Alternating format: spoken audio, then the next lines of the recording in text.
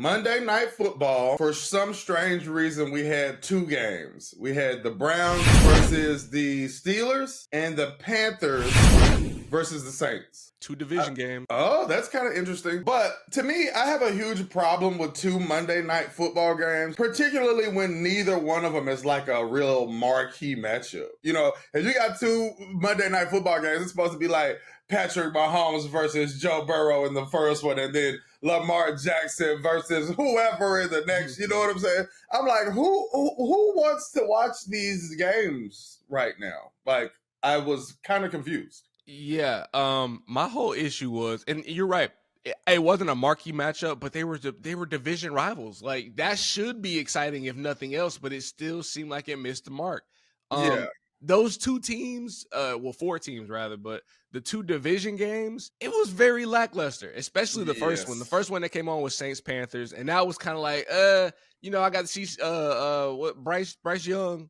I got to see him do a few things. He looked okay. I still don't believe that he's going to be the answer for the Panthers. They suck. Damn, for real? The Panthers are just not a good team. Like, who is he throwing to? Like, who? Do you think he'll answer in the long term? In the long term, for sure. They can build around him. He looked like he showed signs. He didn't look like Zach Wilson did in his first season. Yeah. So the Saints are 2-0, right? Yeah. And in both games, they haven't scored more than 21 points. In Derek Carr's career, when his team hasn't scored more than 21 points, his record is 7-62. Like, just bad defense after bad defense after bad defense for him. But yeah, 7-62 when the other team scores more than 21 points. Damn, I think Derek Carr. His team doesn't score more than 21 points. Oh, Saints. Yeah. What do you think about the Saints? Do they have any chance of kicking up any dust this year? Yeah, I think I said earlier that they were going to win the division, and I still believe that. You did say that. The Saints 2-0. I definitely probably did not think that they would be 2-0.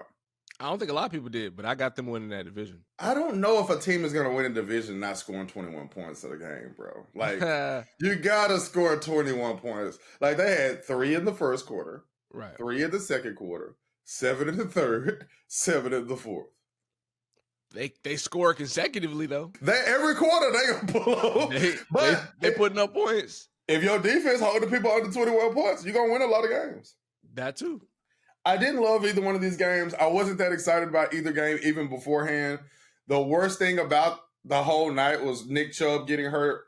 I didn't love to see it. I also think it's very weird when they show like slow motion injuries over and over on TV. I've never understood this.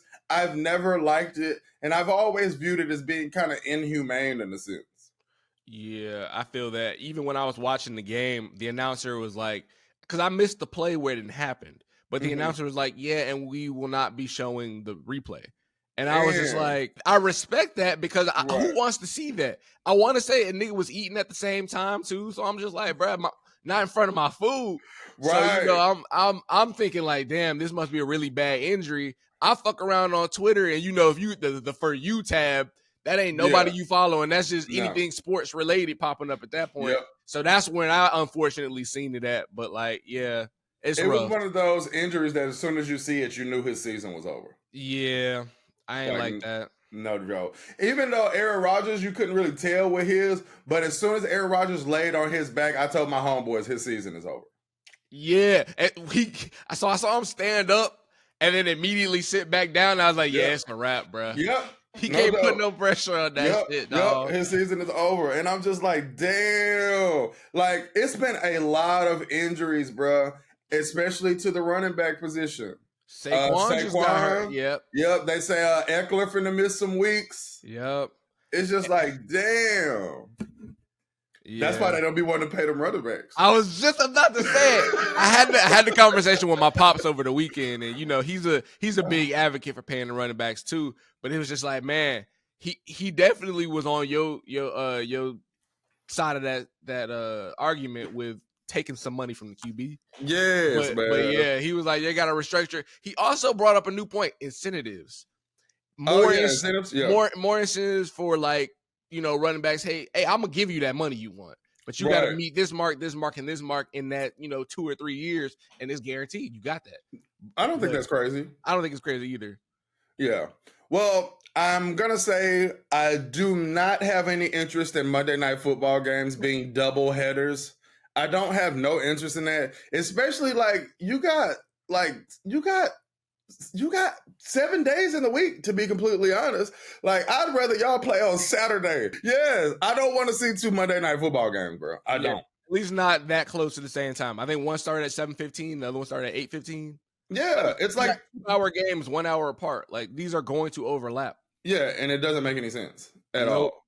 And I think they're trying to go ahead.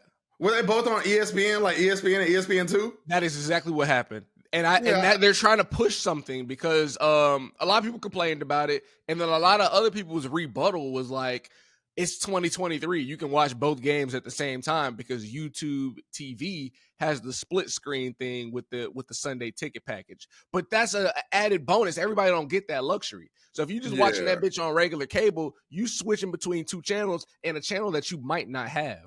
So it's a very much consumerism. We gonna try and force as much down y'all throat so y'all can still buy it. That's really what's gonna fuck it up. That attitude right there. I completely agree. I don't want it. Cut it out.